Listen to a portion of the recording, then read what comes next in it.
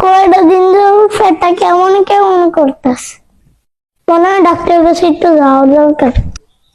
যাই, একটু ডাক্তার আমাকে দেখায় আসি।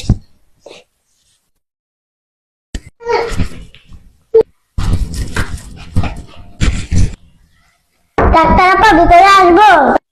দরজা খোলা আছে, আসেন। আসসালামু আলাইকুম। ওয়ালাইকুম আসসালাম, বসেন।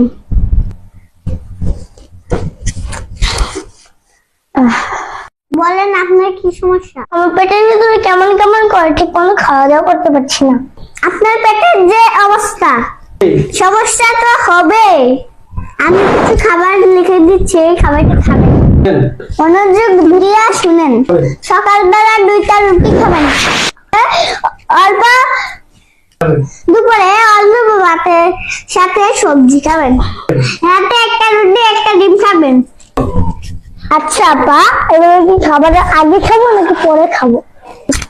আপনারও কোনোদিনও ভালো হবে না।